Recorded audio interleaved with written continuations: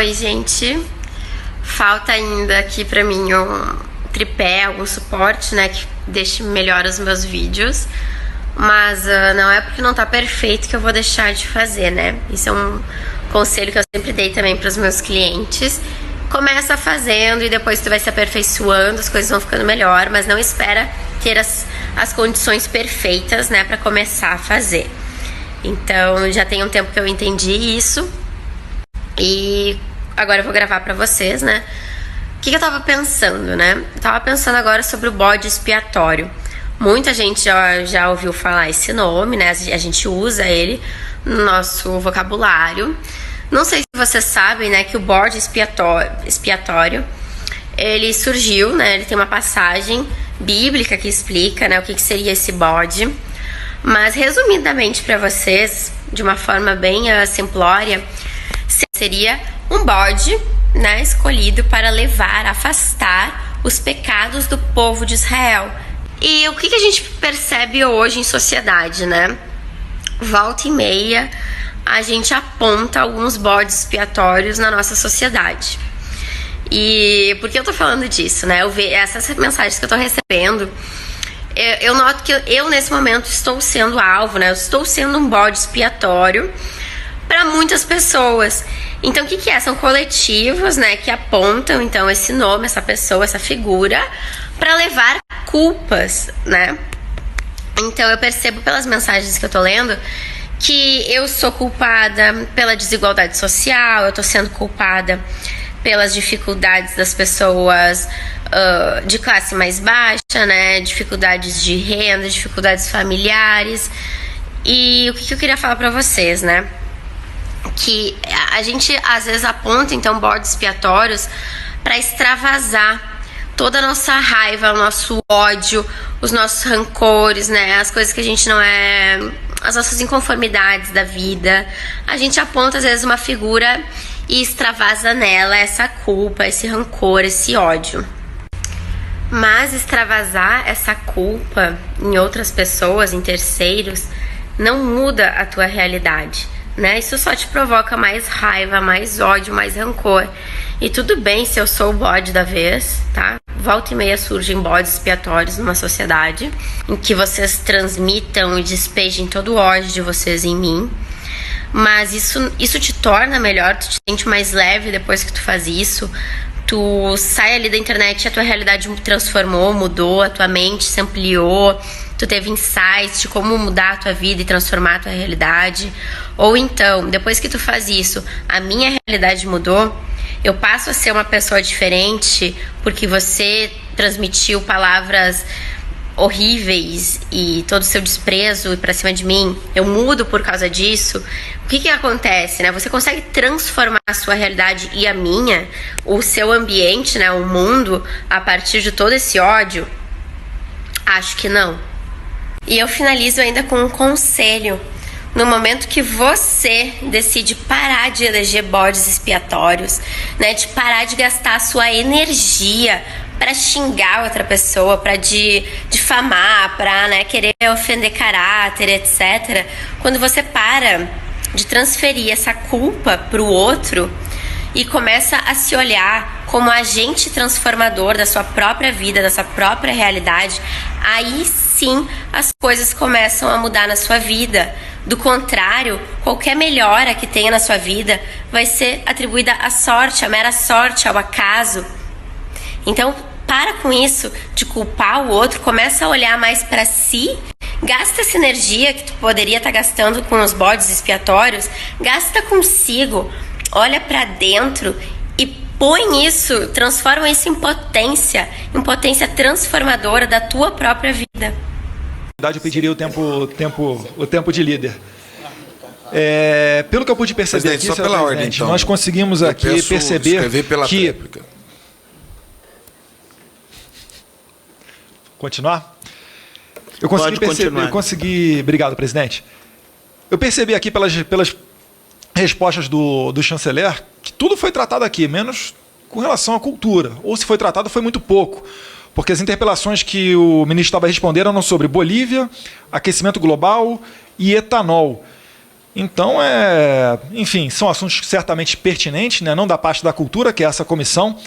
No entanto, fica aqui esse registro, porque muitas das vezes, quando o convite é feito ao Itamaraty, é para que venha, na melhor das intenções, o ministro vem aqui a prestar esclarecimentos ou a colaborar na construção de qualquer pauta com relação à cultura, o que é lamentável. Mas falando um pouquinho de cultura, ministro, eu venho aqui te parabenizar, porque eu pude acompanhar de perto com o presidente da Comissão de Relações Exteriores e Defesa Nacional, cargo que me foi oportunizado devido à grande votação que o PSL, o partido do presidente Jair Bolsonaro, teve, e devido à proporcionalidade de conseguir ser presidente da Comissão de Relações Exteriores, ou seja, falo com a legitimidade de quem é o deputado mais eleito, é o deputado que teve a maior votação da história desse país, para dizer que eu pude acompanhar de perto os seus esforços para levar adiante as pautas, essas pautas sim, que o povo pede todos os dias na rua, como por exemplo a de perseguição de cristãos.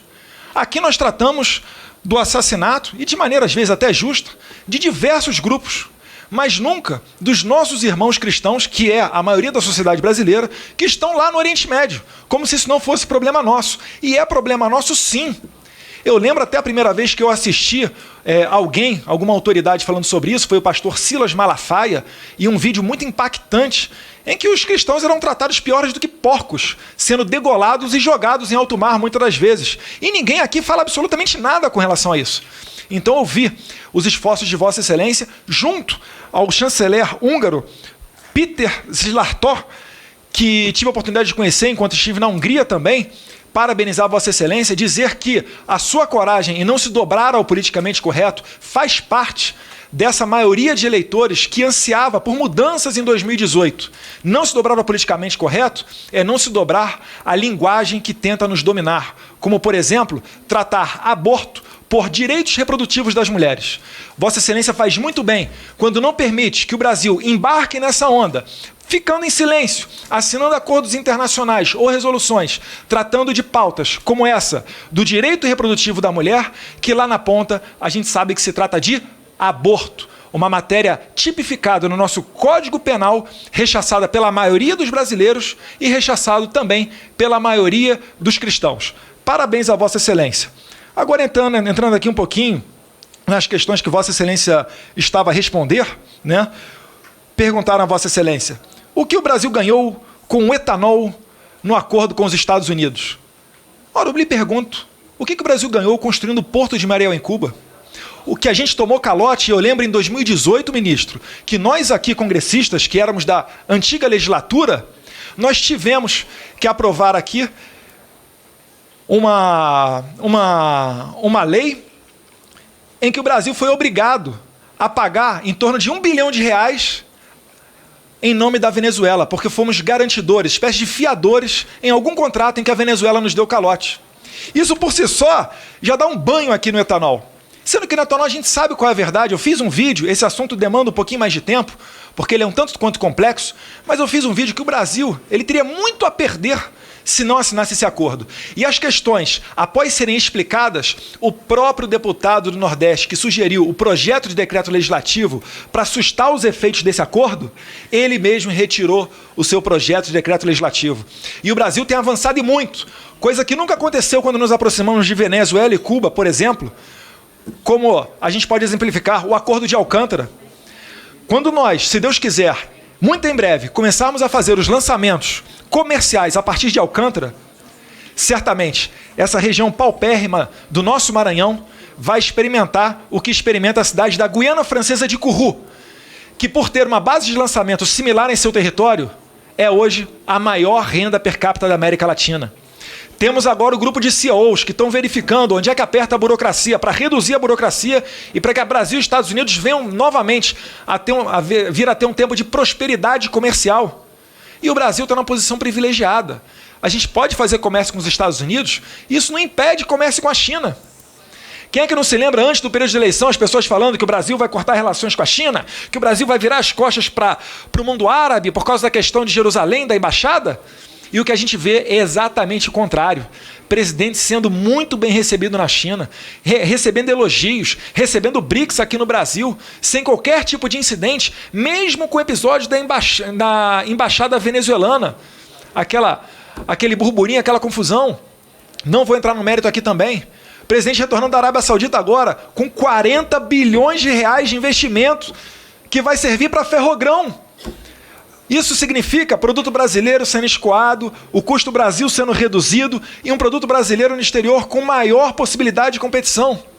Então, senhor ministro, eu fico muito feliz de ter Vossa Excelência aqui, faço questão de pontuar esses assuntos e dizer, finalizando nesse minuto que me falta, estou retornando agora da Embaixada da Polônia, onde eu recebi a minha primeira medalha internacional, chamada Pró-Pátria, pelos serviços prestados para aqueles países pós-Segunda Guerra Mundial. Porque eu me considero realmente um amigo da Polônia, um amigo da Hungria e dos países da cortina de ferro que se libertaram do comunismo. E essa medalha, certamente, uma parte dela é Vossa Excelência que abre essas pontes, que faz esses acordos, que visitem logo os outros chanceleres, os seus pares nos outros países, num trabalho muitas das vezes silencioso, mas que o nosso pessoal certamente é muito grato. Muito obrigado. Presidente, apenas para a minha réplica, porque o senhor abriu para ele. Presidente, eu também gostaria de encerrar. Eu gostaria